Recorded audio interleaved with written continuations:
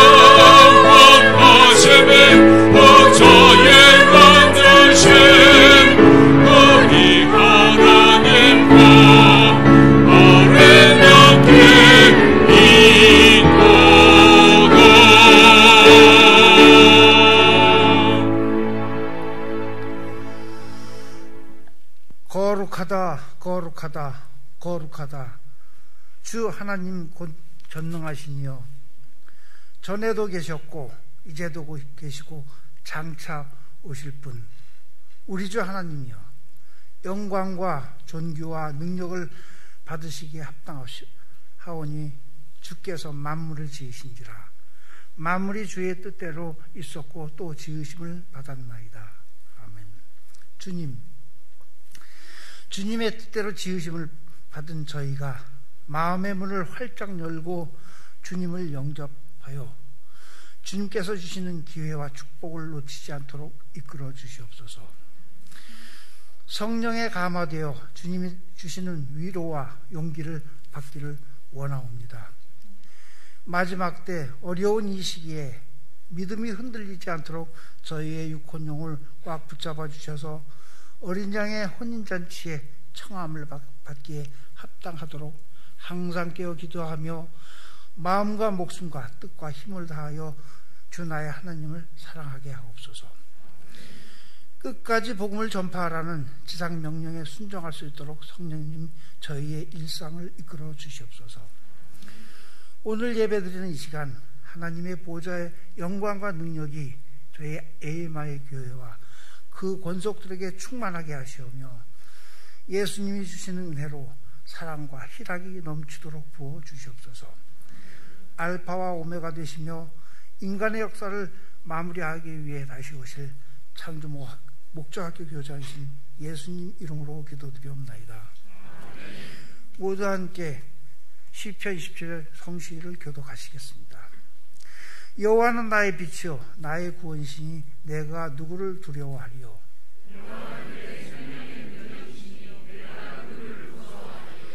악인들이 내 살을 먹으려고 내게 왔으나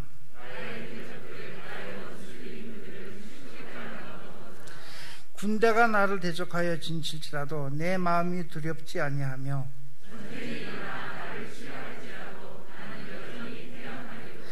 내가 여호와께 바라는 한 가지 일은 그것을 구하리니 곧 내가 내 평생의 여호와의 집에 살면서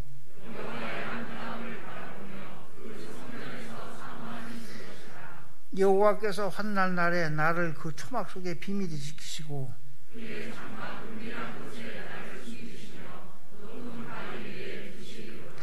이제 내 머리가 나를 둘러싼 내 원수 위에 들리리니 내가 그의 장막에서 즐거운 제사를 드리겠고 노래하며 여호와를 찬송하리로다. 아멘. 모두 자리에 앉으시고 기도 드리시겠습니다.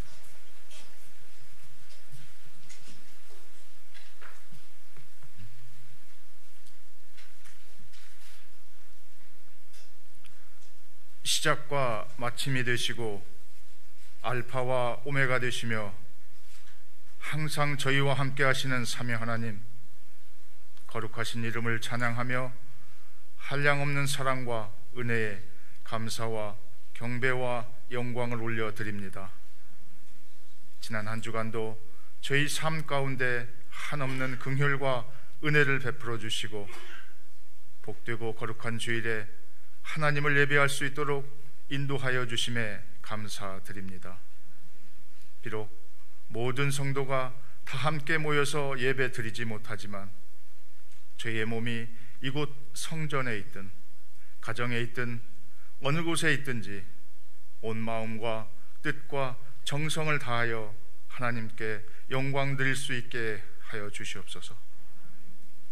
저희의 몸과 마음과 영혼을 예수님의 보혈로 깨끗게 하여 주시고 성령으로 충만케 하시어 영과 진리로 주님 앞에 나아가는 복된 시간 되게 하여 주시옵소서. 전지전능하신 하나님, 하나님의 자녀들이 태생적인 한계성과 나약성으로 창조 목적대로 살지 못할 것을 미리 아시고 창세전에 이 세상 7,000년을 창조 목적 학교로 디자인하시고 창조 목적을 쉽게 이해할 수 있도록 가르치시기 위하여 이스라엘을 역사 무대의 시청각 조교팀으로 준비하여 주신 그 자상하신 사랑과 은혜에 감사드립니다.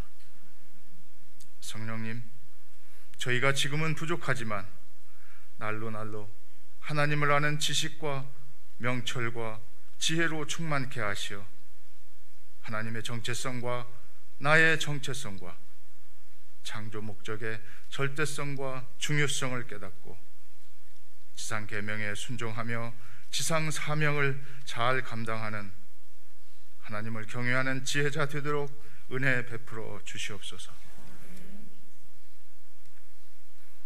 내가 나 된 것은 오직 나와 함께 하신 하나님의 은혜로 된 것이라는 바울의 고백을 묵상하며 하나님을 아는 이 모든 지식과 지혜와 깨달음이 저의 노력과 의지로 되는 것이 아니고 전적으로 주님의 은혜로 되는 것임을 인정하고 고백합니다.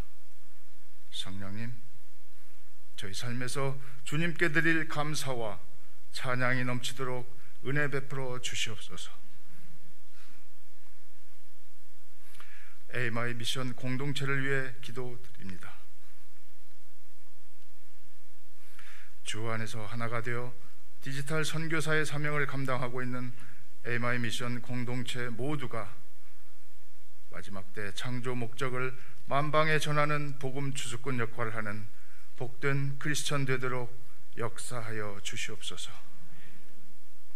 새로 이스라엘 시리즈를 준비하고 전하시는 담임 목사님의 육혼령을 강건하게 하여 주시옵고 성령 충만함으로 주님이 허락하신 진리의 말씀을 온전히 선포할 수 있도록 영성과 지혜를 더하여 주시옵소서.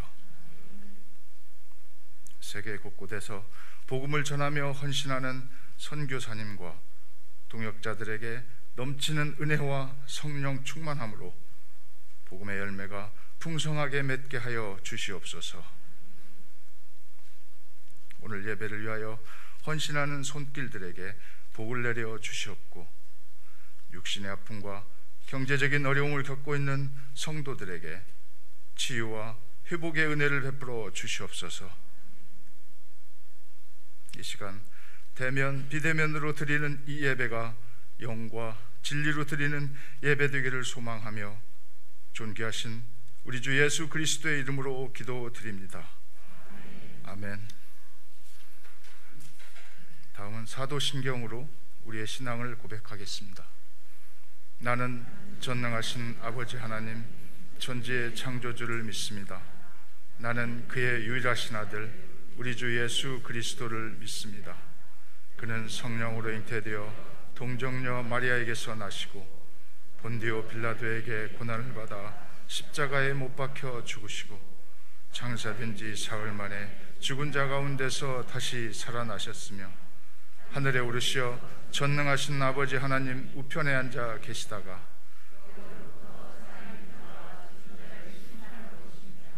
나는 성령을 믿으며 거룩한 공교회와 성도의 교제와 죄를 용서받는 것과 몸의 부활과 영생을 믿습니다. 아멘.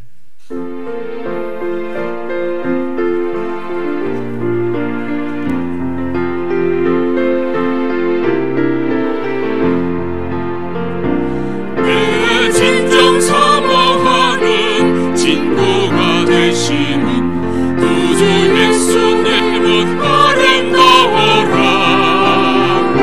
싸움 밑에 백합하여 빛나는 새벽별 주님 영원할 길 아주 없도다. 내 마음이 아플 적에 내 위로 되시며 외로움을 저의 친구라. 주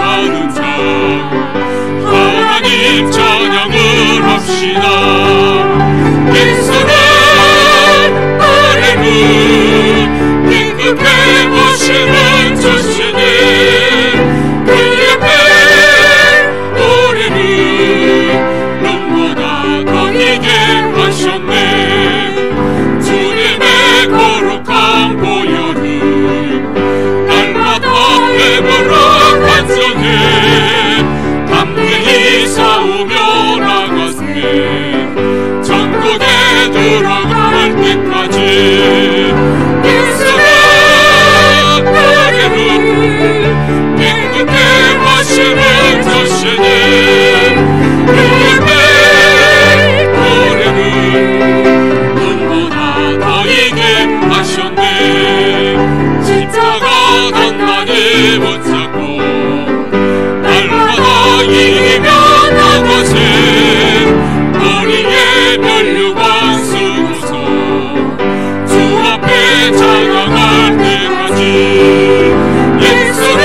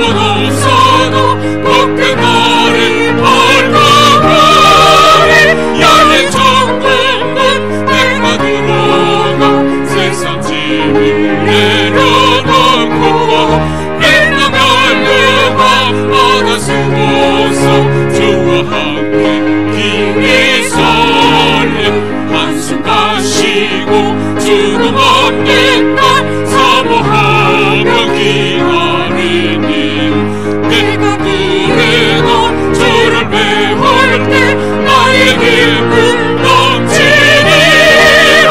나의 천국을 내가 돌아가 세상 짐을 내려놓고 내가 멸류관 받아 쓰고서 주와 함께 길이 설래.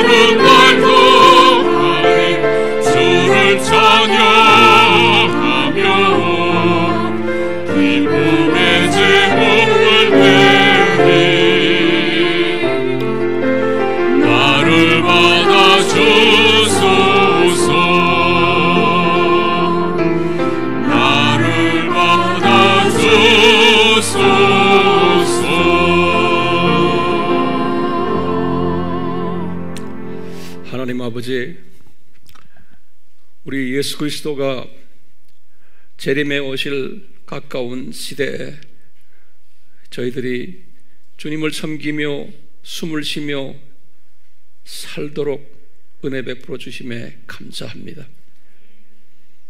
그 수 없는 인간 역사 속에서 저희들을 어쩌면 이렇게 마지막 때에 태어나게 하시고 예수님을 섬기도록 하셨습니다.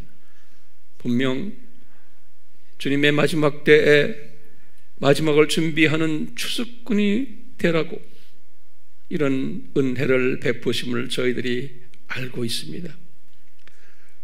우리가 제한된 공간 속에서 제한된 언어로 세계의 모든 족속들에게 복음을 전하는 것은 불가능함을 주님께서 아십니다. 그렇기 때문에 각 나라에 있는 주님의 백성들을 어떻게 섬길까 저희들에게 가르쳐 주셨고 그런 마음을 우리에게 주셨습니다. 가장 세계에서 인구가 많은 중국과 러시아와 인도네시아, 또 일본, 방글라데시, 인도, 아랍 그쪽에는 인구가 엄청 많습니다. 저희들이 그들을 섬길 수 있도록 우리에게 말씀을 주시고 문서를 주셔서 그 언어들로 우리의 문서를 만들어 배포할 수 있도록 은혜를 베풀어 주셨습니다. 신실한 주님의 준비된 종들을 우리에게 보내주셔서 러시아어로는 우리 스베타 선교사님을 주님이 사용하고 계시고, 인도네시아어는 그곳에 있는 우리 부디요노 목사님, 마크 전도사님, 우리 함수잔나 선교사님을 주셨고, 일본에는 김학근 선교사님을 주셨고, 이들 모두가 지금 열심히 문서 번역 일들을 하고 있습니다.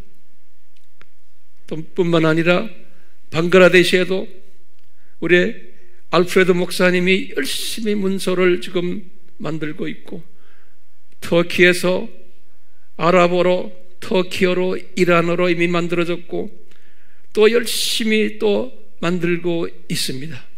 주님의 크신 은혜입니다. 네팔어도 그렇고, 부탄어도 그렇고, 주님 티벳어도 그렇고, 많은 언어로 저희들이 지금 주님을 섬기고 있습니다. 감사한 것은 이번에 중국어로 열심히 섬기고 있는 우리 김명록 선교사님, 지금 가택 지금에서 주님을 섬기고 있습니다. 이 코비드 때문에 예배에 참석은 못하지만 지금 4층에서 주님 앞에 헌신하고 있습니다. 5층에서는 우리 스베타 목사님이 헌신하고 있습니다. 이 모든 일들을 하기 위해서 우리가 이영미 선교사님을 주셔서 한국어로 책을 만들게 하시고, 이것을 각 언어로 배포하는 일을 지금 하고 있습니다. 주님, 이 일을 위해서 저희들이 이렇게 물질을 주님 앞에 바치고 있습니다.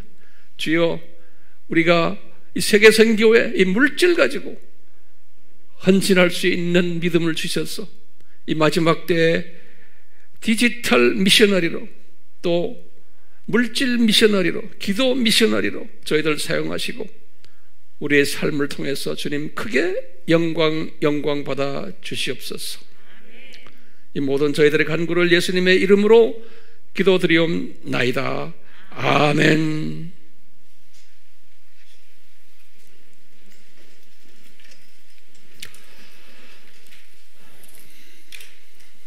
우리가 지금 계속해서 이스라엘 시리즈를 공부하고 있는데요.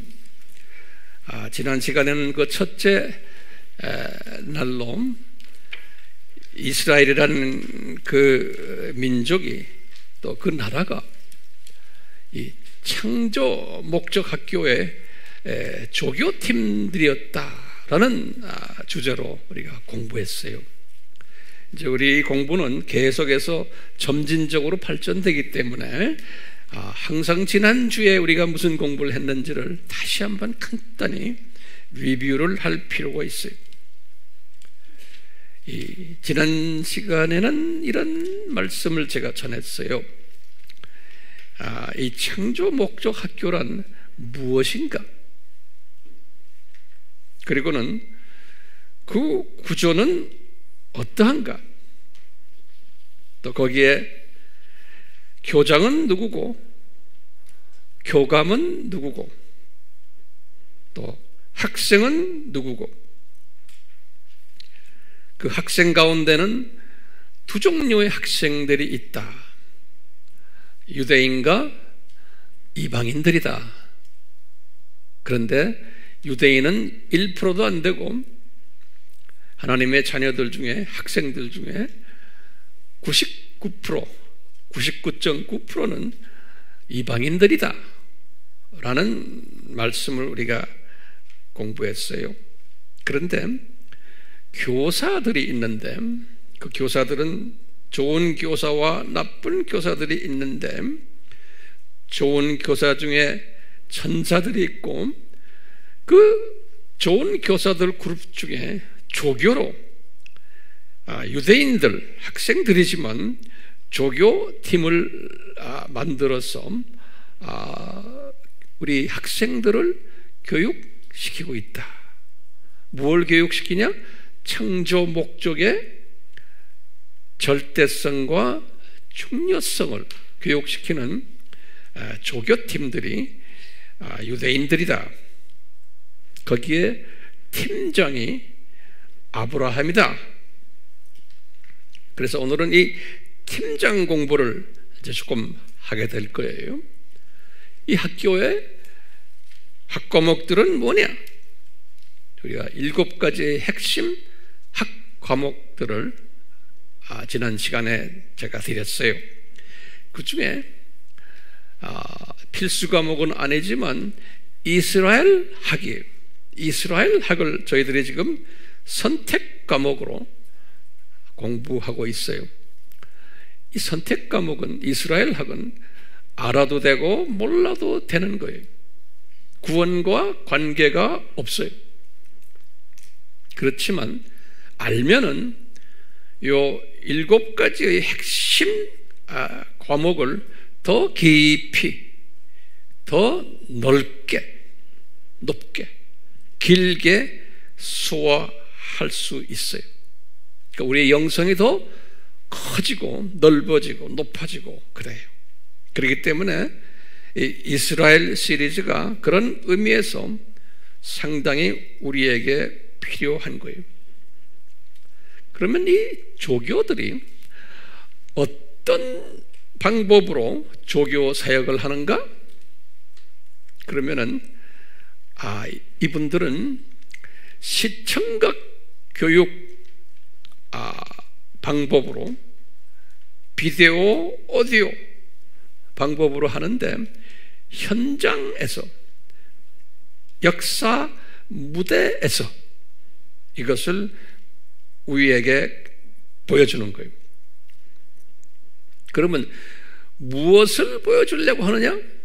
이분들이 그러면은 이 창조 목적의 아주 절대성과 이 중요성을, 그것이 교장 선생님의 뜻이에요. 그리고 학교의 교훈이에요. 이 교훈을 가르쳐주고 이분들을 통해서 우리가 배우는 거예요. 우리 학생들이, 유대인들이 아니고 이방인들이 가르쳐주고, 이분들이 거기에서 또 우리가 깨닫고, 가르침받고, 깨닫고, 그 다음에 뭐예요? 순종케 하도록 도와주는 일을 이 조교팀들이 해오고 있었던 거예요. 그 스토리가 2000년 구약 스토리예요. 2000년이라는 건 구약 전체가 4000년이지만 아브라함부터 시작을 해서 예수님까지의 2000년이에요. 그 2000년 동안 이분들의 역사를 통해서 우리에게 가르쳐주고 있어요. 그런데 교육 방법이 아주 구체적으로 교육 방법이 있어요. 이것은 역기능적 교육 방법을 예수님께서 채택했어요. 이분들을 통해서. 다시 말하면 역기능적은 뭐냐? 복을 줘놓고는 그대로 제대로 하지 않으니까, 이 목적대로 하지 않으니까 저주로 들어가게 하는, 그러니까 복 저주 프로그램이에요. 그러니까 이스라엘의 역사는 복을 잠깐 받는 약속만 받았지, 대부분의 이스라엘의 역사는 창조 목적을 위배했기 때문에 저주를 받아온 역사가, 그게 이스라엘의 역사예요. 그 역사가 2000년 아브라함부터 시작해서 예수님까지고, 그리고는 예수님 때부터 시작을 해서 지금 예수님의 재림까지 계속 이어지는 거예요. 그러니까 4000년 이스라엘의 역사가 이 창조 목적을 위배했기 때문에 현장에서, 역사 속에서 고통을 받는 이 역사가 이스라엘의 역사라고 보면 되겠어요. 이 역사를 주님께서 이루는데 한 민족, 그 민족의 이름이 이스라엘 민족 아닙니까? 요 이스라엘 민족의 이제 창시자를 하나님이 이제 선택한 것이 그분이 아브라함이. 그래서 이제 아브라함을 이제 불러다가 우리 지난 시간에 봤지만 아브라함에게 이것을 가르쳐 주시는 거예요. 창세기 15장 13절에서 16절을 가르쳐 줬어요. 네 민족이 머지않아 400년 동안 타민족의 노예가 됐다가 나올 거다. 이것을 우선 가르쳐 줬는데 아브라함은 그 뜻을 몰랐어요. 이삭도 몰랐고 야곱도 몰랐고 요셉도 몰랐어요. 나중에 400년 후에 모세가 나왔지만 모세도 그냥 현장에서 뛰기만 했지 그 안에 숨겨진 그리스도의 보혈 사건, 십자가 사건, 이 구원론을 모세도 구체적으로는 몰랐어요. 그냥 무대 배우로 뛴 것뿐이에요. 누굴 위해서요?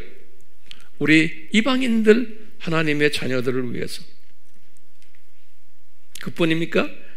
이제 모세가 이제 주님 앞에 가시기 직전에 유언을 남겼죠. 모세가 모세에게 유언을 주신 거예요.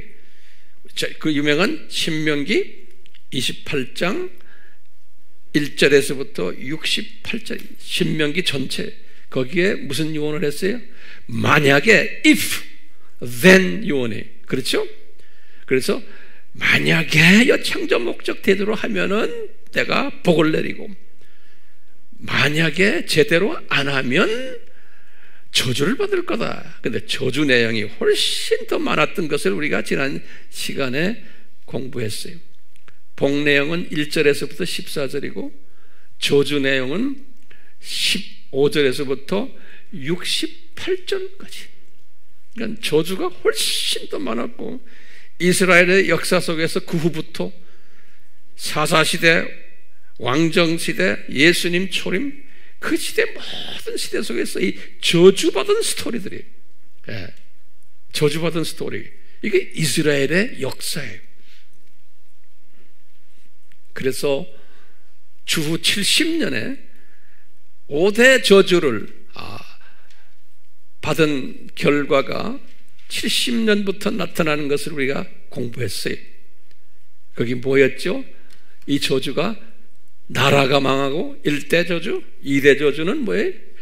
성전 무너지고 3대 저주는 뭐예요? 디아스포라가 되고 4대 저주는 뭐예요? 예수님을 모르는 눈 감긴 민족이 되고 그 다음에 5대 저주는 뭐예요? 반유대주의. 그래서 크리스천들이 교회가 로마 카톨릭부터 시작을 해서 정교회, 개신교 전부 전 교회가 안티세미티즘이 반유대주의로 2000년 동안 유대인들을 그렇게 괴롭혔던 거예요. 그 모든 게 왜 그럴까요? 이분들이 주님의 계획에 의해서 창조 목적을 제대로 지키지 않은 그 모습을 보면서 그 모습 때문에 그것 때문에 약속된 저주를 받는 모습을 이렇게 우리에게 쫙 보여주시고 교회가 그 저주의 한 부분으로 반유대주의까지 거기에 참여해가지고 이 유대인들을 괴롭히는 이런 모습들 우리가 이제 봤어요. 그러면 우리 질문이 있어요. 질문이 중요한 질문이 왜 지난 아브라함부터 예수님 2000년 예수님부터 지금까지 2000년에 4000년에 왜 이 4000년 동안 유대인들이 불순종했던 역사 무대를 우리에게 보여주셨나? 라는 질문을 다시 한번 던져보면 우리가 대답할 수 있죠? 그러면 대답이 중요한 대답이에요. 99.9%의 이방인 하나님의 자녀들에게 창조 목적의 절대성과 중요성을 첫 번째로 학교 교훈이 가르쳐주기 위해서 그것만이 아니에요. 두 번째는 깨닫게 해주기 위해서요. 이 중요한 단어들이 가르쳐주기 위해서, 두 번째는 가르치기만이 아니에요. 깨달아야 돼. 깨닫게 해주기 위해서. 그 다음에 세 번째는 뭐예요? 순종케 해주기 위해서인 거예요. 네. 그래서 이 이스라엘 족속들을 의도적으로 불순종하는 조교팀으로 주님께서 이렇게 만드신 거예요. 가장 중요한 게 왜 창조 목적이 중요한가? 그렇게 이제 우리가 질문을 던지면 대답은 간단해. 왜냐하면 우리가 섬기는 삼위 하나님이 엘로힘이시기 때문에 그런 거예요. 다시 말하면 엘로힘이란 게 뭐예요? 성부, 성자, 성령 하나님이 창조자라는 의미, 엘로힘이에요. 그렇기 때문에 우리가 섬기는 삼위 하나님 이름이 창조자예요.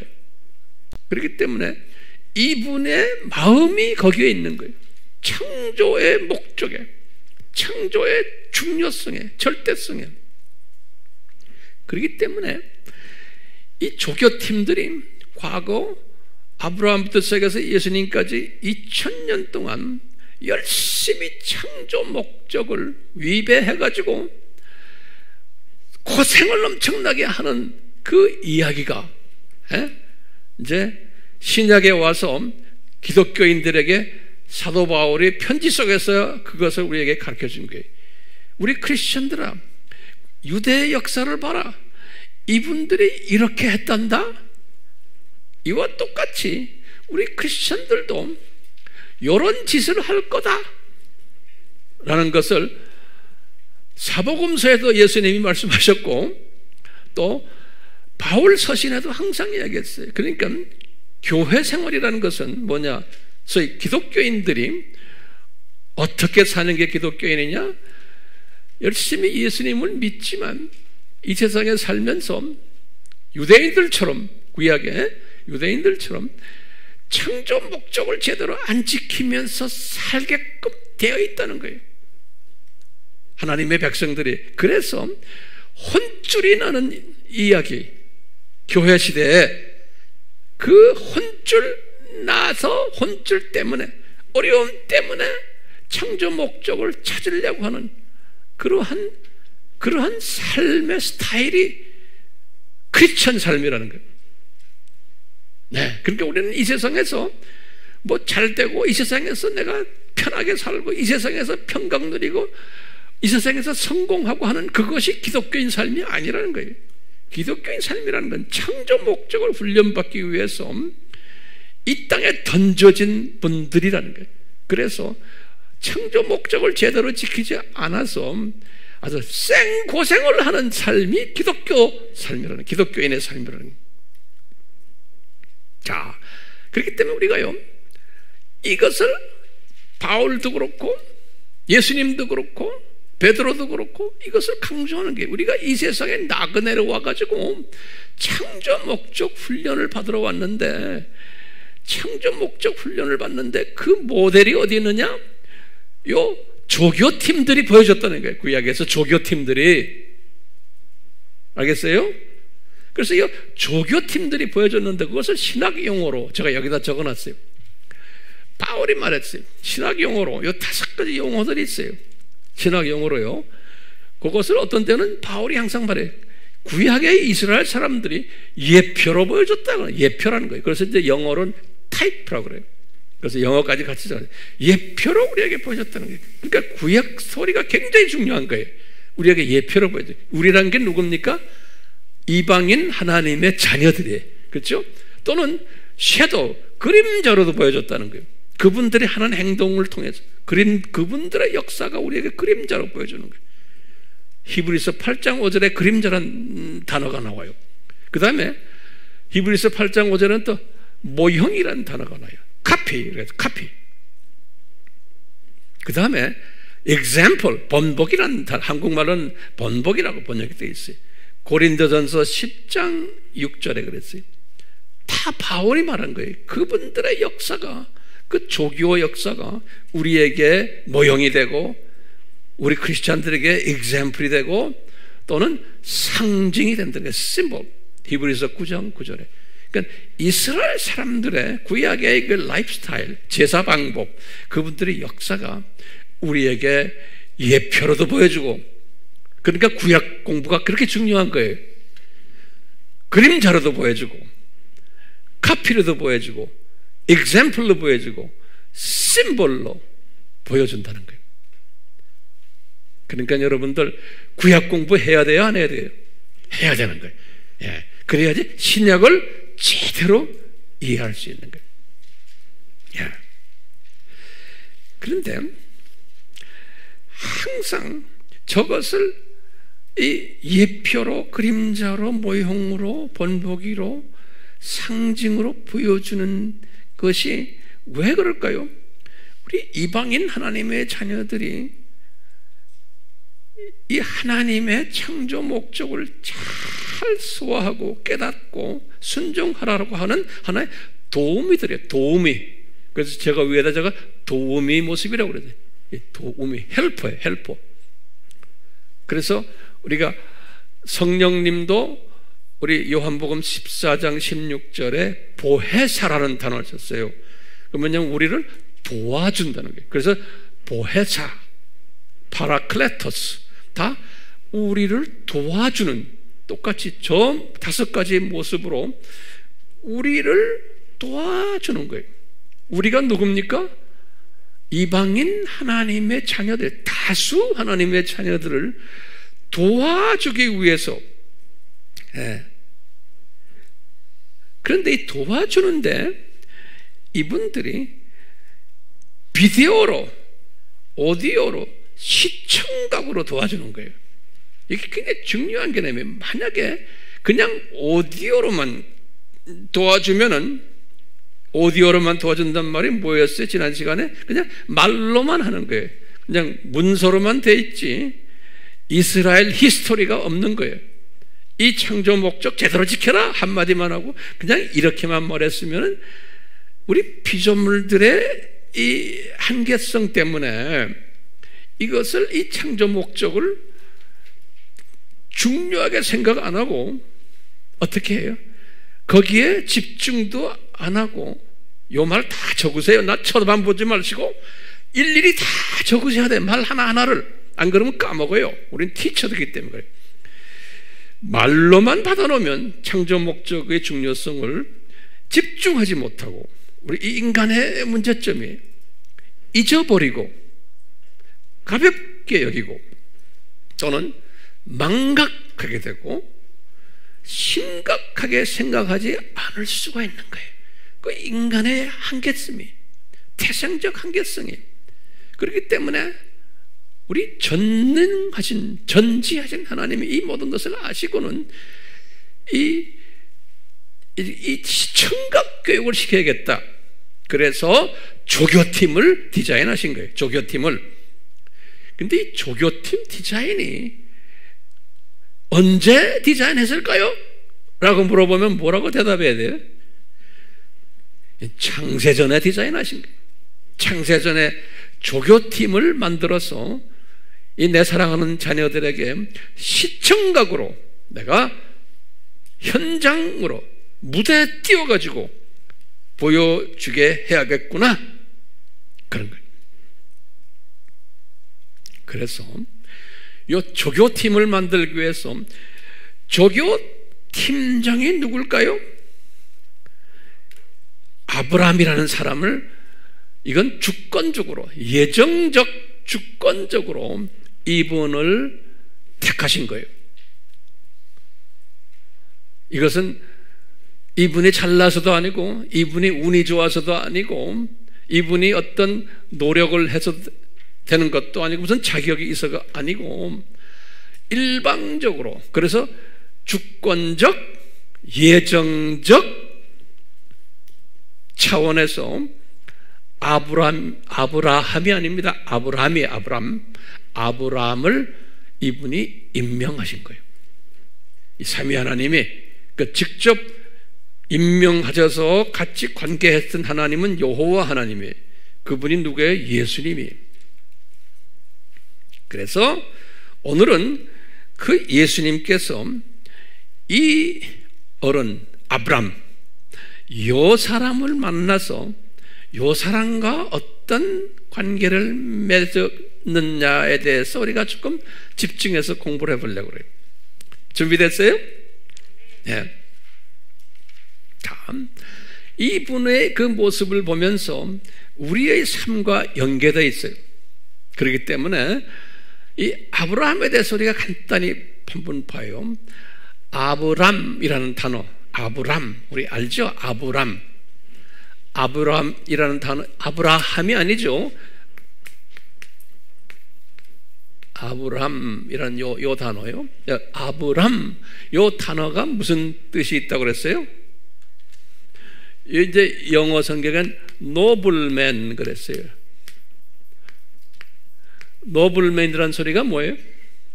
그냥 숭고한 사람, 이렇게 그냥 쉽게 표현하면 되겠어요. 그러니까 괜찮은 사람이다. 그러니까 이 부모님들이 이분에게 이런 이름을 주셨어요. 노블맨. 이런 이름을 주셨는데, 이분 출신 배경을 한번 잠깐 보면요, 이분이 어떻게 태어났나. 그래서 제가 여기다 도표를 그렸어요. 항상 이 역사적인 도표를 우리가 공부했지만 또 하나하나 정리를 해요. 노아가 3058년에 태어났어요. 노아가 태어난 거예요. 노아 600세 때에 홍수가 났어요. 홍수가 난 게 2458년에 600세 때 홍수가 났는데, 이미 홍수 전에도 노아가 아들 세 분을 가지고 계셨어요. 그 이름이 셈과 함과 야벳이에요. 요 세 분의 이름 순서대로 우리가 알고 있죠. 여기 창세기 10장 1절에 그렇게 기록되어 있어요. 창세기 10장 1절에, 그러니까 홍수 이후에 이제 기록한 거예요.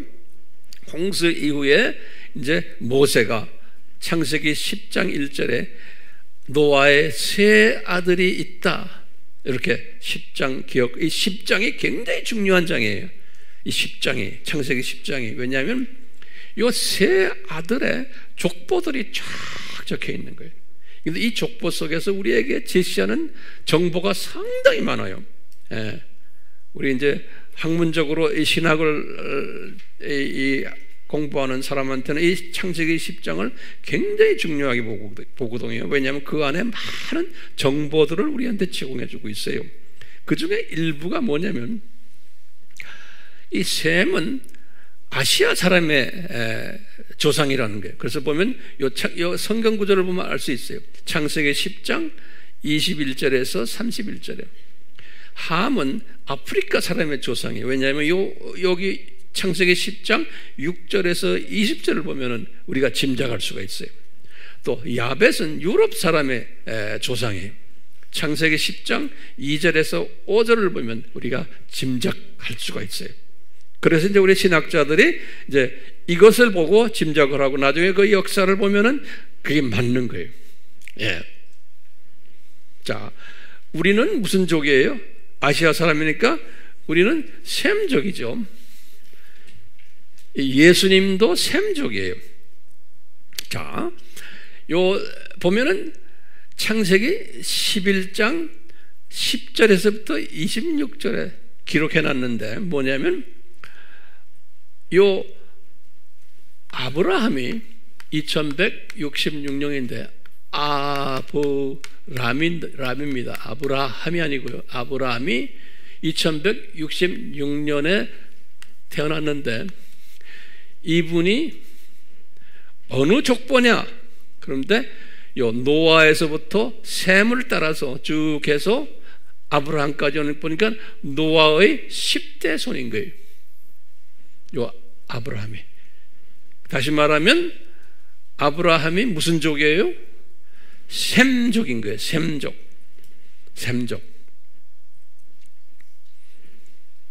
그래가지고 우리 이어서 나오지만 요 아브라함 때부터 시작을 해서 우리 마태복음 1장 1절에서부터 17절에 나오죠. 요 아브라함에서부터 몇 년 후에 다윗이에요? 아브라함에서부터 1000년 후죠? 1000년 후에 다윗이고, 그리고는 예수님이 오시죠? 예수님 이렇게, 예수님. 그러니까 예수님이 누구의 후손이라는 거예요? 아브라함의 후손인데, 더 나아가서 무슨 족이에요? 셈족이신 거예요, 예수님이. 그러니까 아시아 족속인 거예요, 예수님이. 근데 예수님 사진을 유럽 사람처럼 이렇게 만들어놨죠? 예. 이제 그런 부분은 우리가 유대인들을 유럽 사람처럼 만들어놨잖아요. 요새도요, 유럽 사람 모습이 많죠? 거기에 대한 자세한 것은 이제 때가 되면 제가 자세히 설명할 거예요. 예. 좋겠어요? 예. 그러니까 셈족이에요. 이 유대인들이요, 셈족이에요. 이 도표가 도움이 돼요? 네. 자, 이 셈족인데, 이제 우리가요, 이 아브라함을 이렇게 보면 어디에 거주했나? 그러면 성서에 분명히 나와요. 아브라함이 창세기 11장 31절에, 창세기 11장 31절에 딱 써놨어요. 갈대와 우르에 거주했다, 이렇게 나왔어요. 창세기 몇 장 몇 절이에요? 11장 31절에. 창세기 11장 31절에 보면 갈대와 우르에, 11장 31절. 갈대와 우르가 어디냐면요, 지도를 이렇게 보시면 우리 다 공부했지만 또 보세요. 여기 지금 오늘날 이락이거든요. 이락. 여기 이락이에요. 이락에 여기 이란이고, 여기 이제 이란이고 페르시아고, 여기 이락이거든요. 요 이락에 여기 지금 페르시아만이고, 여기에 강이 있죠? 우리 알죠? 이게 무슨 강이에요? 이게 유브라데 강이죠. 그 다음에 이 강은 무슨 강이에요? 디그리스 강이죠. 유브라데 강이 이렇게 흐르고 디그리스 강이 이렇게 흐르는데, 요 페르시아만, 요 지방을, 만 가까이 있는 요 지방을 갈대아 지방이라고 그러는 거예요. 갈대아 지방, 요 동네. 갈대아 지방. 요 지금 이락의 남부 지방에 갈대아 지방이라고. 영어로는 갈대아 그래요. 갈대아 지방에. 여기에 요 유브라데 강가에 있는 도시가, 유명 도시가 두 개가 있어요. 거기 뭐냐면 요 위에 있는 도시가 여기 바벨론이에요. 바벨론. 여기 이제 바벨론이고, 이 밑에 도시가 요 도시가 우르예요. 누구 고향이에요? 여기 아브라함의 고향이에요. 갈대아 우르. 요 디그리스 강가에 있는 도시예요. 예. 요 우르가, 여기가 고향이다 그랬어요. 성경 어디에 적어놨어요? 창세기 11장 31절에 딱 그렇게 써놨어요. 그러니까 이분이 이 동네 출신이라는 거예요. 무슨 족인데? 셈족인데. 예. 그런데요, 그 바로 옆에 도시가 그 유명한 바벨론이라는 도시예요. 굉장히 중요한 도시예요, 이 도시가. 왜냐하면 이 바벨론이라는 도시는 누구 고향이에요? 니므롯. 다시 말하면 바벨탑을 세운 곳이에요, 여기가. 예. 바벨탑을 세운 곳이에요. 그러면 성서에 보면요, 이 니므롯은 지금 창세기 10장에 다 정보가 있어요. 니므롯은 어떤 분인가 하면 성서에 그랬어요. 니므롯은 함의 후손이다 그래서 함. 여기 지금 함이 있죠. 여기 함. 두 번째 함의 후손이에요. 니므롯은 보면은 요 함에서 함이 네 아들을 뒀어요. 창세기 10장 7절에서 8절에 써놨어요. 첫 번째 아들이 구스예요. 이 구스는 에티오피아 지역을 구스라고 그래요. 지금도 쿠샤이트 그래요. 지금도 그 동네는 쿠샤이트 그래요. 구스고, 그 다음에 요 애굽 사람들을 미즈라임 그래요. 요거 이제 다 기억하셔야 돼요. 나중에 제가 이제 더 깊이 이야기할 때 이걸 알아야지만 여러분들이 소화할 수 있어요. 미즈라임 한번 발음해 보세요. 미즈라임 하면 어느 나라에? 애굽이에요. 항상 미즈라임 하면 애굽으로 생각하셔야 돼요. 지금도 그래요. 지금도. 그 다음에 붓이라는 나라는 리비아예요. 리비아. 그 다음에 가나안. 이렇게 이제 네 아들을 낳았어요. 함이. 이 창세기 10장에 보면 10장 7절에 보면. 그런데 성경에는 그 네 아들 중에서 누구한테 초점을 맞추냐면요, 구스에게 초점을 맞추세요. 구스에게. 왜냐하면 구스가 아들을 6을 낳았어요.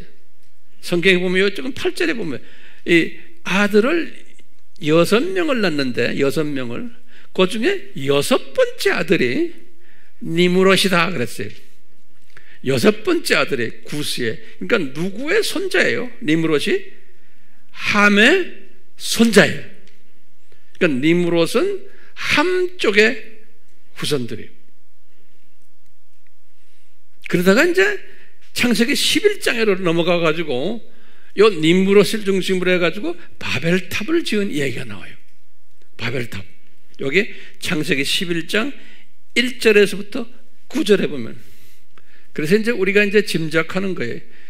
이 바벨론 종교의 창시자가 요 니므롯이다 그러는, 니므롯이다.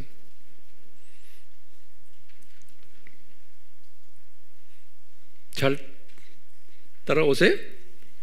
자, 그런데 내가 이 설명을 왜 하냐면, 아브라함이 요 우리에 계시면서 아브라함과 그 아버지 테라나 온 가족이 바벨론 종교를 믿었던 분들이에요. 당연하죠. 그 옆에 바벨탑이 있고 그 바벨론 종교 지역에 아주 세계의 센터예요. 이 지역이 바벨론 종교의 센터예요. 그러니까 그 센터에서 살았던 분이에요. 아브라함이. 그 부친도. 그래서 여호수아서 24장 2절에 분명히 말했어요. 여호수아가 뭐라고 그랬냐면, 아브라함의 아버지 그 가족이 다 우상 섬겼던, 바벨론 신을 섬겼던 분들이다 그런 거예요. 그러니까 이 출신이 우리가 지금 유명 인사로 섬기는, 믿음의 아버지라고 섬기는 아브라함이 가족 배경이 별로 좋지 않았던 분이에요. 다시 말하면 이방신을 섬겼던 그런 가족 위에 우리 예수님께서는 은혜를 베푸셨던 거예요. 그렇기 때문에 이분이 셈족이지만 함족들과 같이 혼합해서 함족속들이 만들어 놓은 종교 속에서 지냈던 분이에요, 이 아브라함이. 근데 이런 모든 것을 보면 주님께서 아브라함을 언제 이 조교 팀장으로 예정하셨나? 그러면 우리가 뭐라고 대답해요? 이분 태어나기 전이에요. 창세 전이에요. 항상 주님께서는 그렇게 말씀하세요. 그걸 어떻게 알아요? 하나님이 부르시는 사람들을 보면, 우리 누가 어머니의 태에 있기 전에 알았다 그랬어요? 예수님께서 누구한테? 바울이요? 너 구약에 누구예요? 예레미야예요. 예레미야 몇 장 몇 절? 예레미야 몇 장 몇 절? 왜 이렇게 조용해요? 1장 5절.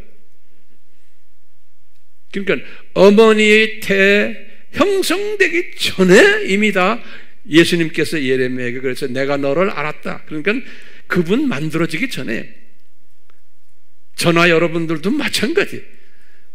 예수님, 우리가 우리 어머니의 태에 있기 전에 예수님이 예정적으로 이 암이 교회에 앉아 있기를 이미 아셨다는 거예요. 자, 이렇게 디자인된 아브라함을 왜 이 바벨론 종교가 득실거리는 그 동네에서 태어나게 하고 그 가족이 그곳에서 이 바벨론 종교로에 침체하도록 하셨나? 하나님의 온전한 디자인이에요. 왜냐하면 이분이 나중에 다 겸손케 하기 위해서예요. 주님께서 다 디자인하신 거예요. 겸손케 만들기 위해서. 자, 이분을 겸손케 만들기 위해서 이분이 그 동네에 살면서 몇 가지 심한 스트레스를 받으면서 살았던 것을 우리가 알 수 있어요. 이 하나님의 특별한 믿음의 아버지지만 스트레스의 삶을 살았던 것을 제가 그 부분을 좀 간단하게 설명해 주려고 해요. 첫 번째 받았던 스트레스가 뭐냐면 주님이 다 허락하신 거예요. 무자식 스트레스예요. 자식을 주질 않았어요. 굉장히 중요한 개념이에요. 자식을 주질 않았어요. 그 당시만 해도 창세기 11장에 보면 여자가, 아버지가 보통 한 30세 전후가 되면은 첫 아기를 낳았어요. 창세기 11장에 보면 아빠가 몇 살 되면 첫 아기를 낳아요? 30세가 되면 첫 아이를 낳았는데 우리 아브라함은 30세 훨씬 넘었는데도 첫 아이를 가지지 못했어요. 우리가 이분이 몇 살에 자기 고향을 떠나는지는 어떤 분은 60살에 떠났다라는 학설도 있어요. 그렇지만 성경에는 자세하게 써 있지 않지만 그렇게 그냥 알고만 계세요. 제가 아바에서는 약 한 60살로 이야기했어요. 그러니까 아브라함이 60살이면 사라는 몇 살이에요? 50세죠. 10살 차이 나니까 50세가 돼도 사라는 아기가 없었어요. 그 당시엔 벌써 여자가 20살만 되면 아기가 있었는데, 그러니까 하나님의 철저한 계획 속에서 무자식 부담을 가지게 했어요. 그래서 이 무자식이기 때문에 이분이 이 두 부부가 받았던 스트레스는 엄청나요. 어떤 스트레스였겠어요? 이 대가족 제도에서 사라가 우선 자기 시아버지 시어머니에게 상당히 미안했을 거예요. 왜냐하면 아브라함이 셋이 있거든요. 아브라함, 그 밑에 나홀, 그 다음에 그 밑에 하란이라는 아들이 있었거든요. 여기 창세기 11장 26절에 보면 그 세 이름이 나와요. 거기에서는 그러니까 아브라함이 장남이에요. 둘째 아들이 나홀이고 셋째 아들이 하란이에요. 이 하란은 일찍 죽었어요. 그래서 그 아들이, 하란의 아들이 누구예요? 롯이에요. 롯. 그러니까 이 큰아버지가 이 막내 남동생 아들 롯을 양자로 삶아가지고 데리고 키운 거예요.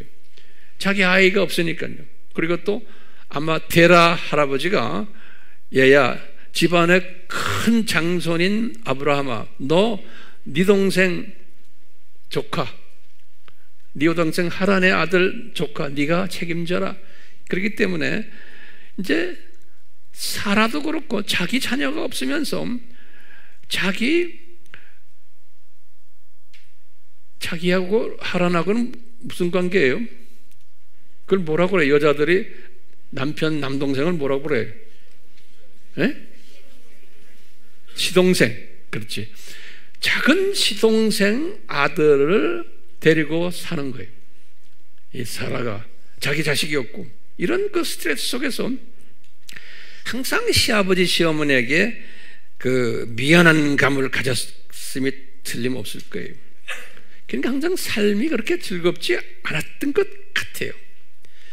큰 아들 노릇을 잘 못하는 아브라함이 왜 자녀를 낳지를 못하니까 주님께서 그렇게 디자인하신 거예요. 그뿐 아니라 분명히 큰아들이니까 부모님을 부양해야 되는, 경제적으로 그 부양해야 되는 그러한 스트레스도 아마 분명히 있었을 거예요.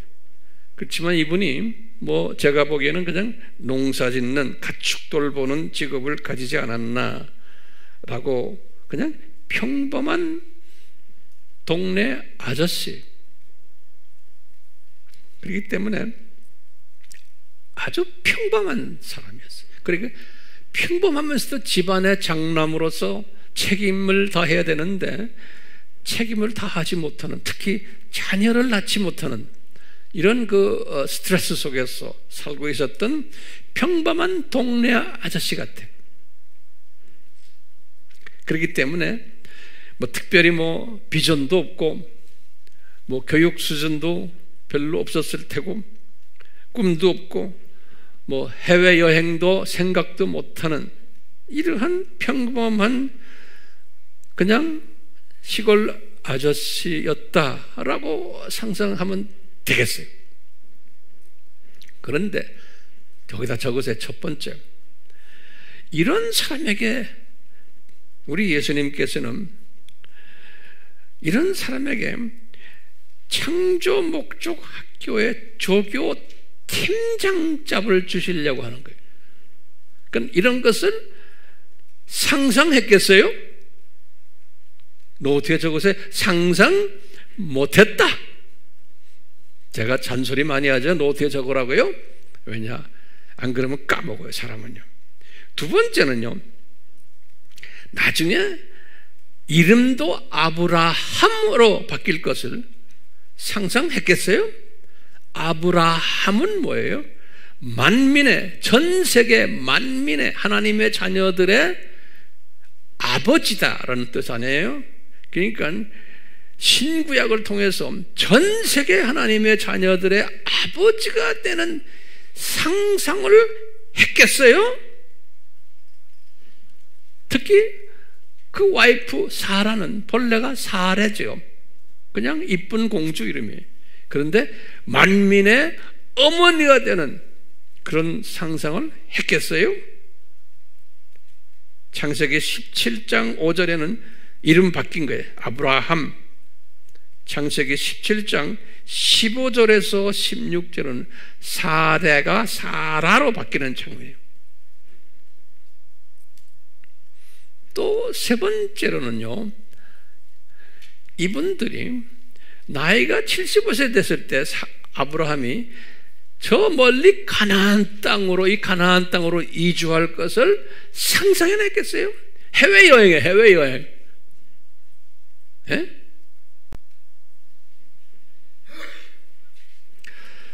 뿐만 아니라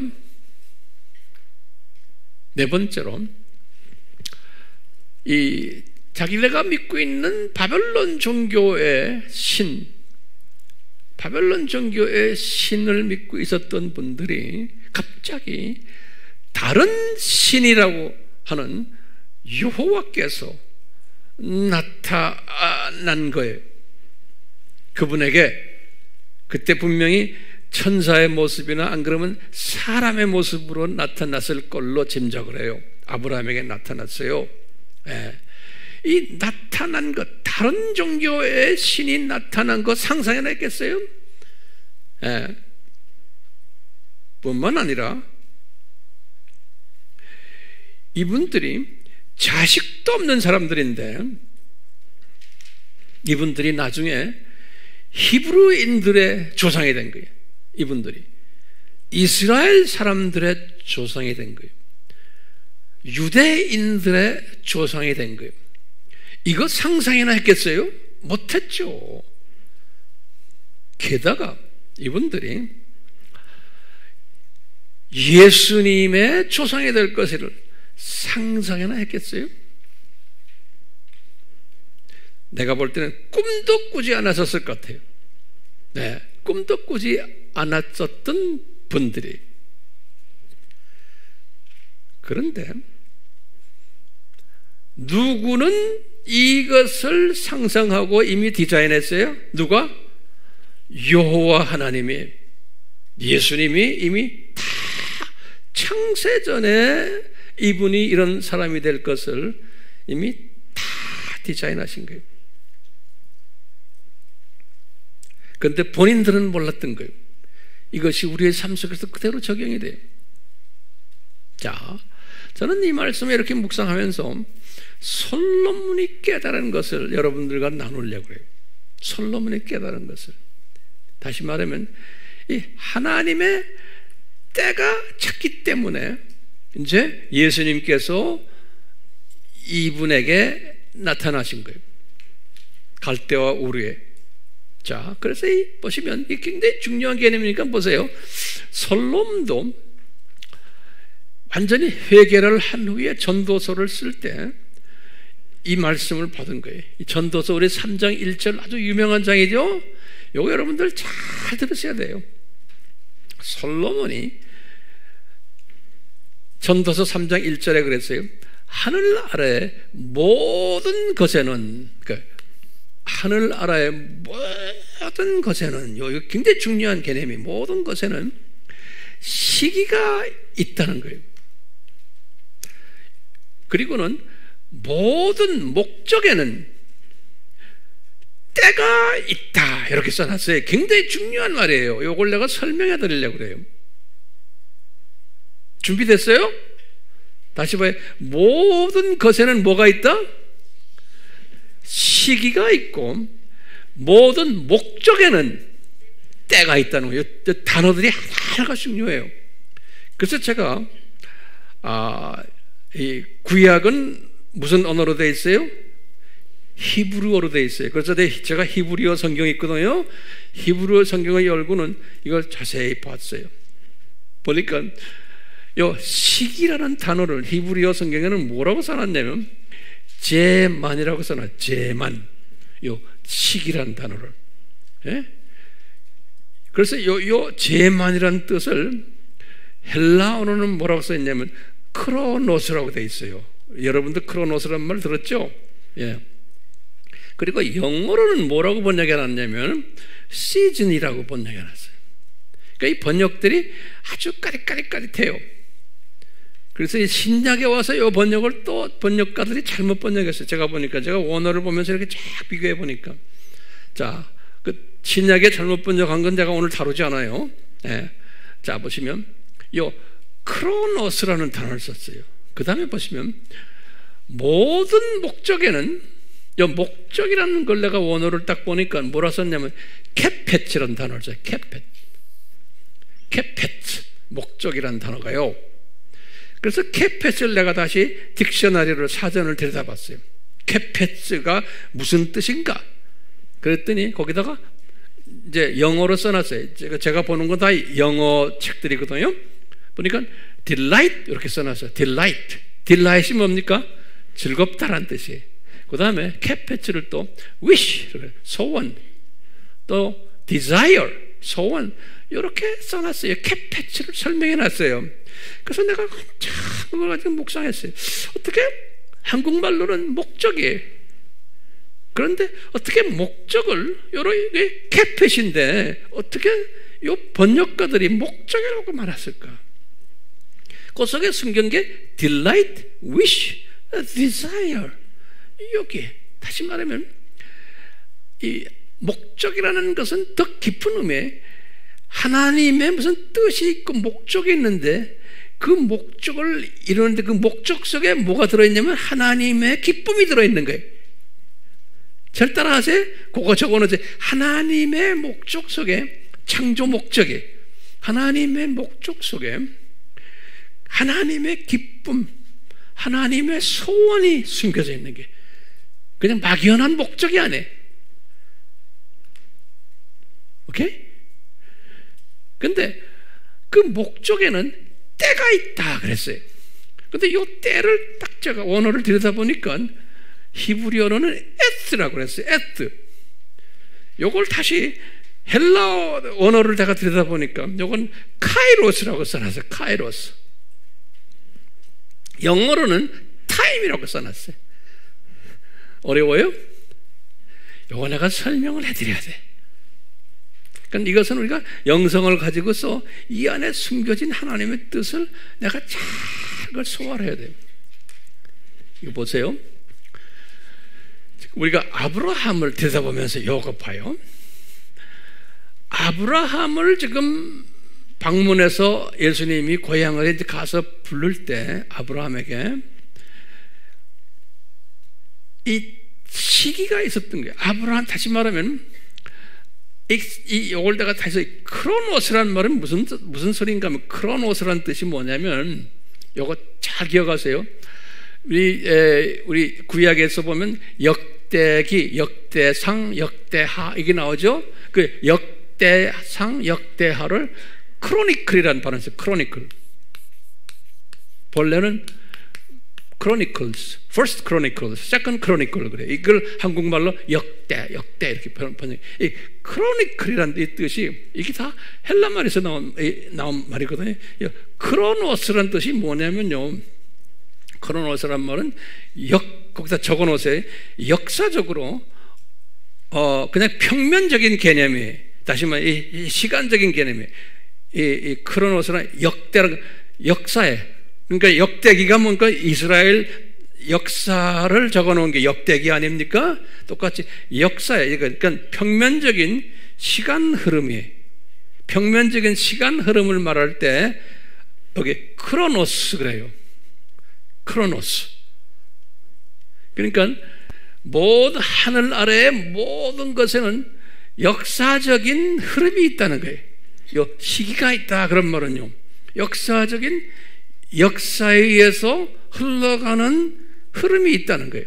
모든 것에는 스토리가 있다는 거예요. 역사적인 흐름이 있다는 거예요.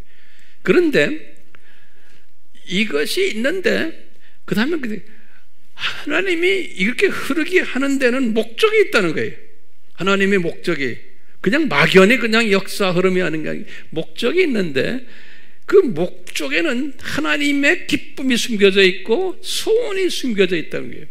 그것이 숨겨져 있는데 그 목적이, 크로노스가 흘러가다가 어느, 영어로는 이렇게 써요. appointed time, 어느 정확한 때가 딱 오는 거예요. 이게 흐름이 쭉 가다가 그 때가 딱 되는데 그것을 카이로스라고 부르는 거예요.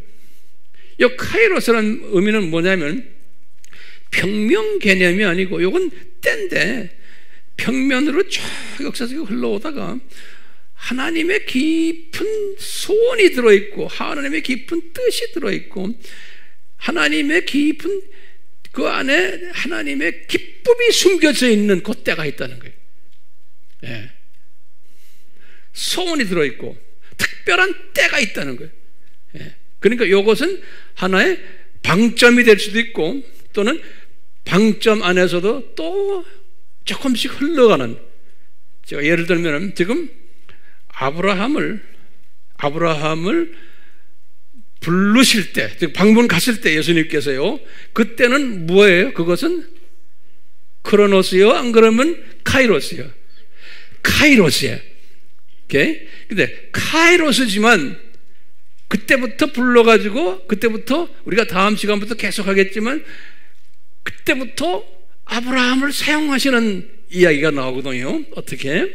그런데 그 카이로스 되는 그 순간 전에 뭐가 있었어요?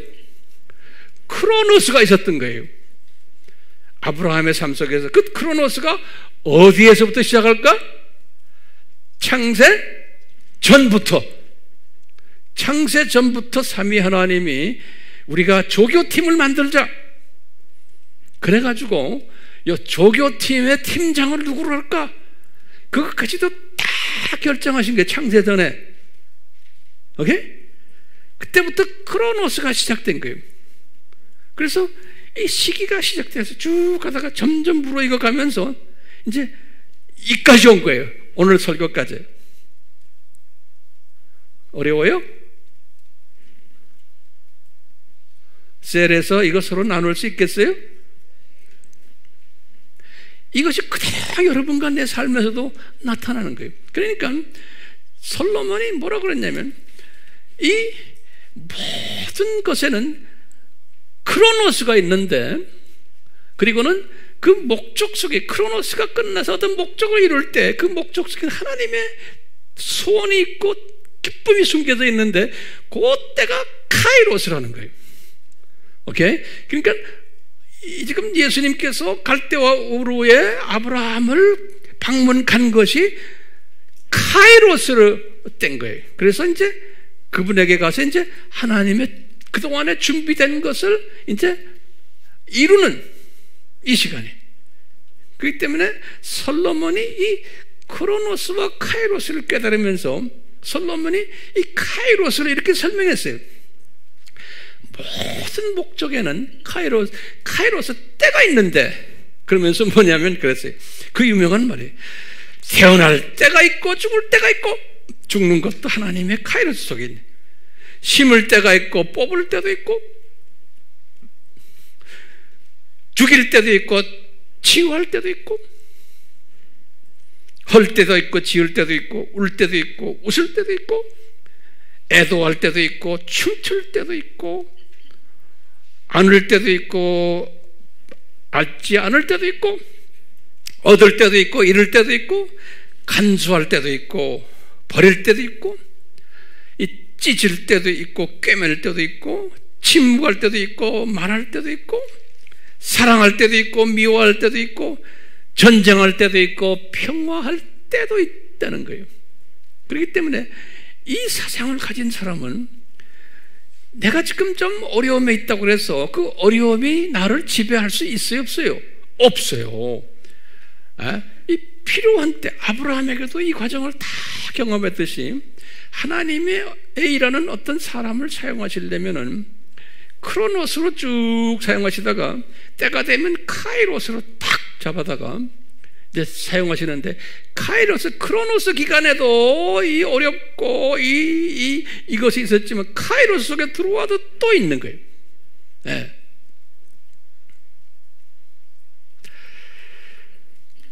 자, 이런 과정을 보시면서 이 아브라함이 이제 예정된 아브라함이 카이로스가 되어서 이제 그 예정이 지금 어떻게 됐어요? 이제 실제로 이분에게 보이기 시작하는 거예요. 그러면서 이 카이로스 타임에 딱 오셔가지고 아브라함에게 하시는 말씀이 기가 막힌 말씀이에요. 얘야, 너 지금 우상 섬기고 있지? 내가 너한테 명령 하나 하겠다 그러는 거예요. 근데 이분이 이 명령을 잘 들었어요. 자기가 생각할 때는 다른 이방신이에요. 이방신이 와서 뭐라고 명령해요? 창세기 12장 1절이 뭐냐 그러냐면, 얘야, 너 내 고향 떠나라. 너 내 친척도 떠나라. 너 내 아버지의 집 떠나라. 부모님 떠나라는 거예요. 그러면서 내가 보여줄 땅이 있는데 그리로 가라 그러는 거예요. 창세기 12장 1절이 이 엄청난 청청병력 같은 명령을 이분에게 내리시는 거예요. 근데 기가 막힌 게 이분이 못하겠습니다 하질 않았어요. 왜 그럴까요? 내가 한번 물어볼게요. 왜 이분이 천년 생각도 안 했던 외방인이 와가지고, 외방신이라고 하는 분이 와서 이런 명령을 내릴 때 못하겠습니다 라고 하지를 않았을까요? 제가 볼 때는 이분이 하나님의 철저한 카이로스 속에 들어와 있기 때문에 그런 거예요. 예정 속에 들어와서 이제 카이로스의 타임이 됐기 때문에 성령님이 그분의 마음을 딱 잡은 거예요. 못하겠습니다, 못하는 거예요. 예. 거기에다 대고 예수님이 그 유명한 아브라함과의 계약을 하시는 거예요. 그 유명한 아브라함과의 계약이 2절에서 3절에 너 앞으로 큰 민족을 이루게 될 거고, 내가 너에게 복을 줄 거고, 네 이름도 아주 위대하게 되고 네가 복의 근원이 될 거라는 거예요. 엄청난 말씀을 하시는 거예요. 그리고는 너를 축복하는 자들에게 내가 복을 주고 너를 저주하는 자들에게는 네가 네가 말한 저주를 그들이 받을 것이라는 거예요. 그래서 너를 통해서 세상의 모든 족속들이, 그 하나님의 백성들이 복을 받을 것이라는 거예요. 기가 막힌 이 아브라함과의 계약을 하시는 거예요. 그러니까 이분이 하나님의 카이로스 타임에 들어왔기 때문에, 이 말은 뭐냐면 하나님의 예정 속에 붙잡혔기 때문에 이 명령과 이 계약을 그대로 수용한 것을 알 수가 있어요. 이분이. 그렇기 때문에 이분은 자기의 의지로 수용한 것도 아니고, 또는 예수님이 강제로 수용케 한 것도 아니라고 저는 보고 있어요. 그러니까 철저하게 하나님의 카이로스 타임에 은총을 베풀었기 때문에, 그러니까 이 주님이 사용하시는 하나님의 자녀들은 하나님의 크로노스라는 훈련 기관이 있어요. 준비 기관이 있어요. 그 다음에 이제 때가 되면은 카이로스가 돼가지고 이제 불러서 그때부터 사용하시는데, 그때 되면 카이로스에 있는 예정 안에 있는 사람은 잔말 없어요. 그냥 순종을 하도록 성령님이 이끄세요.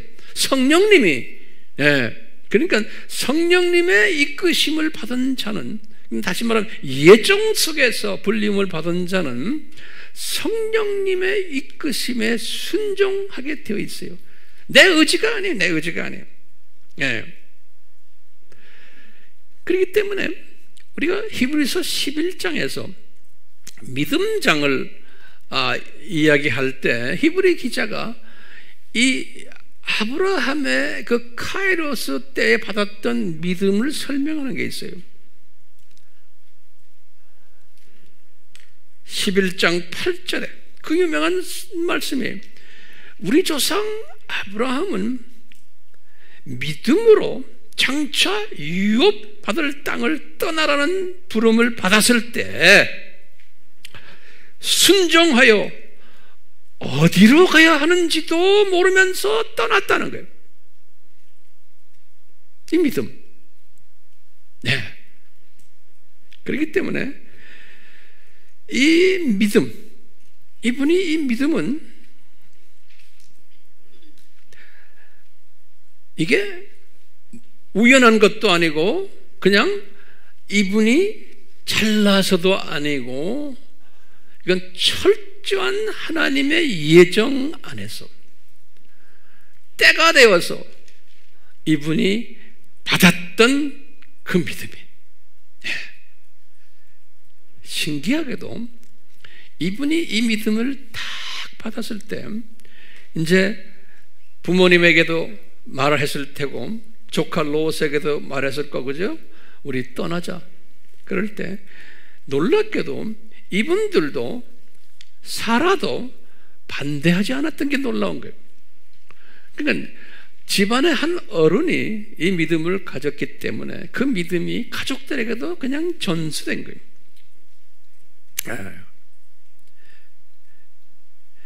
그렇기 때문에 아브라함이 가졌던 이 믿음이, 거기다 적으세요. 이분이 착각했기 때문입니까?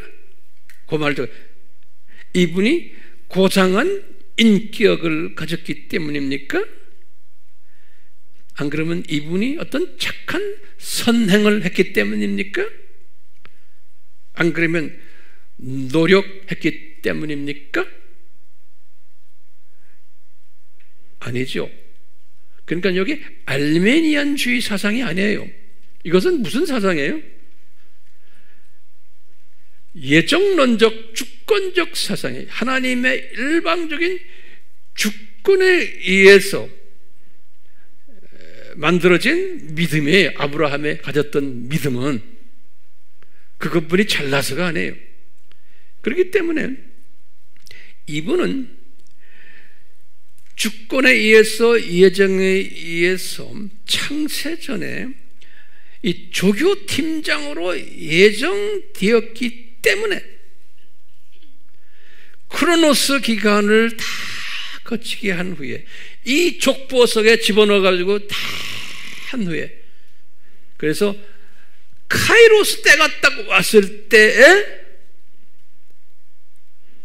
이분에게 나타났을 때에 이분이 이 믿음을 발휘했던 거예요. 그렇기 때문에 이 믿음을 가졌던 이 조교 팀장 아브라함은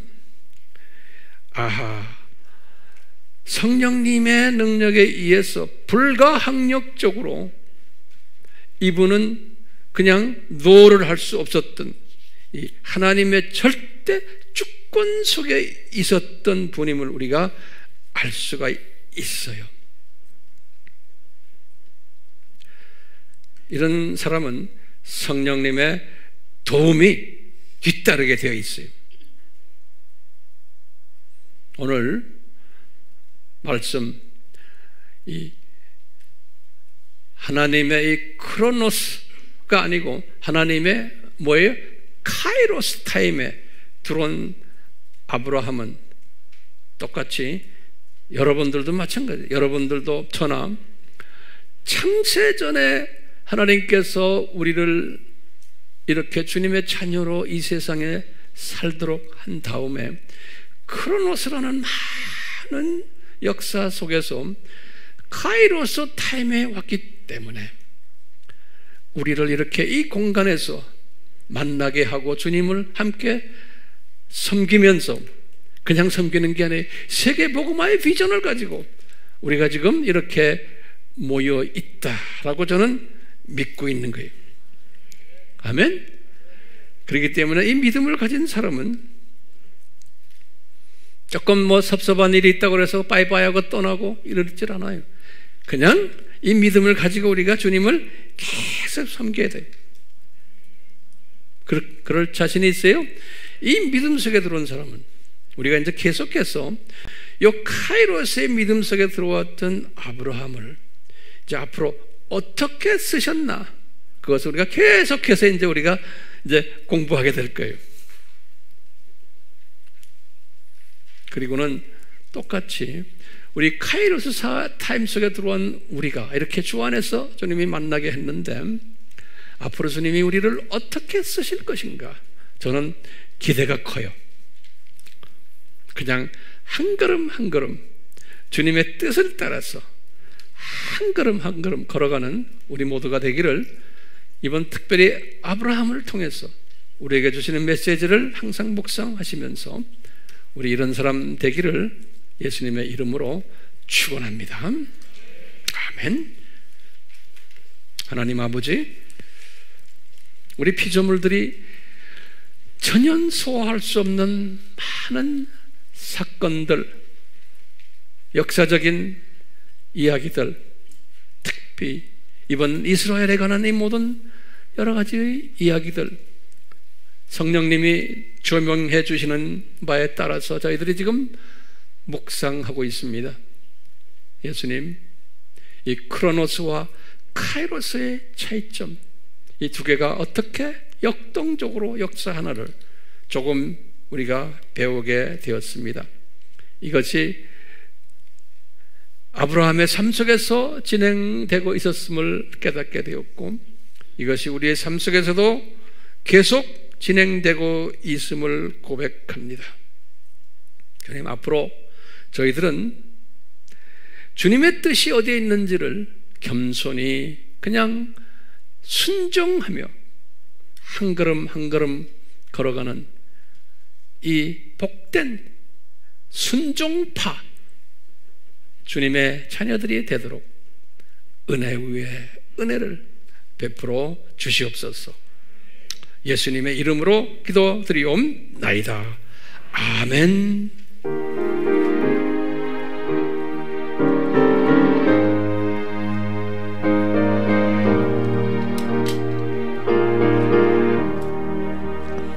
주님의 뜻을 이루소서. 고요한 주께 기다리니 지루가 가득 날 믿으사 주님의 용사 만드소서. 주님의 뜻을 이루소서. 주님 말 앞에 엎드리니 나의 마음속을 살피시사 눈마다 희게 하옵소서. 주님의 뜻을 이루소서. 병들어 몸이 피곤할 때 권능의 손을 내게 펴서 강건케 하여 주옵소서. 주님의 뜻을 이루소서.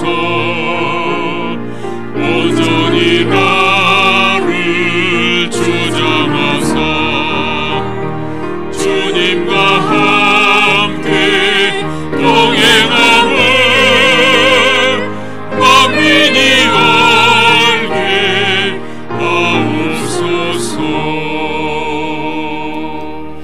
하옵소서. 예수님께서는 창세전에 하나님의 자녀들에게 이 창조 목적의 중요성을 교육시켜 주시기 위해서, 절대성을 교육시켜 주시기 위해서 우리의 태생적 한계성을 아시고 이 조교팀을 디자인하시고 조교팀장 아브라함을 이미 예비하시고 크로노스의 타임 속에서 계속 준비하셨다가 이제 카이로스의 타임에 와서 이분을 부르시는 장면을 오늘 간단히 섭렵했습니다. 주여, 이 섭렵 속에서 우리에게 지혜와 총명을 주셨소. 영적 분별력을 주셨소. 이제 30배, 60배, 100배의 영감을 더 주셨소. 이 말씀 속에서 우리가 더욱 성숙된 시대 분별력을 가지는 지혜자가 되도록 은혜 베풀어 주시옵소서. 지금 이 시간은 예수 그리스도의 무한하신 은혜와 하나님 아버지의 극진하신 사랑하심과 성령님의 끊임없이 기름 부어 주심이 우리의 삶을 지배하도록 넘쳐나도록 주실 것을 우리 예수님의 이름으로 축원하옵나이다. 아멘.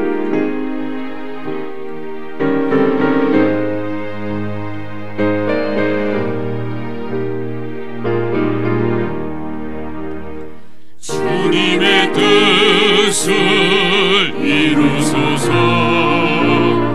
고요한 주께 기다리니 지루가 가득 날 믿으사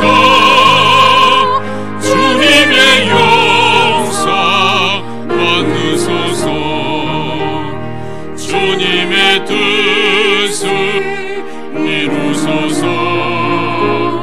주님 말 앞에 엎드리니 나의 마음속을 살피시사 눈보다 이게 하옵소서. 주님의 뜻을 이루소서. 병들어 몸이 피곤할 때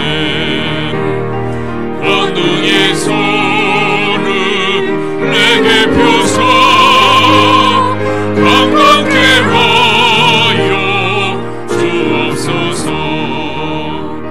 주님의 뜻을 이루소서. 온전히 나를 주장하사 주님 나와